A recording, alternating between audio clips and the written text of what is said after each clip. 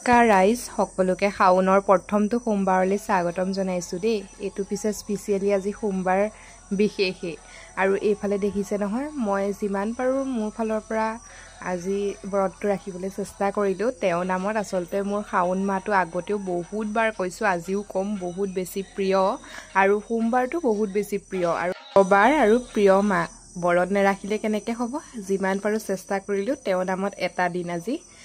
আৰু শাওন মাহৰ প্ৰত্যেকটো দিনাই মই অকল ব্ৰত ৰখা সময়ত পানীয়ে খাওঁ, বাকী একো ফল মূলো খোৱা নহয়। বাকী এইফালে মন্দিৰৰ পৰাও আহিলোঁ, অকণমান গাখীৰো ঢালিলোঁ, যাতে সকলোকে মহাদেৱে ভালে কুশলে ৰাখে আৰু সকলোৰে মনৰ কামনাবোৰো পূৰণ কৰক দেই। পিছে ৰাইজ, আপোনালোকে ব্ৰত ৰাখিছেনে আৰু কেনেদৰে ৰাখিছে?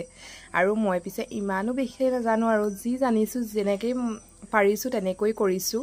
আৰু ইমান বেছি মনটোত মানে আজি শান্তি পাইছোঁ। মাহী আৰু মই গৈছিলোঁ, বহুত সঁচাকৈ ভাল লাগিলে জানেনে। এনেদৰে গৈ মানে কেনেকুৱা ভাল লাগে, আৰু তাতে শাওনৰ আজি প্ৰথমটো সোমবাৰ, মনটো ভাল লাগি গ'ল গাখীৰ অকণ ঢলাৰ পিছত। আৰু ৰাতি যেতিয়া ব্ৰত ভাঙোঁ তেতিয়া মই গোঁসাই ঘৰত এইফালে বুট দিলোঁ, তাৰপিছত আম আৰু আপেল তেনেদৰে দিলোঁ। দিয়াৰ পিছত চাকি ধূপ লগাই ল'লোঁ, আৰু দেখিছেনে এইফালে ব্ৰতৰ পিছত আৰু চাকি জ্বলাবৰ কাৰণে।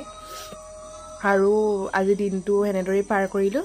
আৰু আপোনালোকে কেনেদৰে পাৰ কৰিলে? তাৰপিছত এতিয়া মই গোঁসাই আগত দিয়া বুট আৰু আপেল কলেৰে তেনেদৰে ব্ৰতটো ভাঙিম খোৱাৰ পিছত প্ৰথমেই।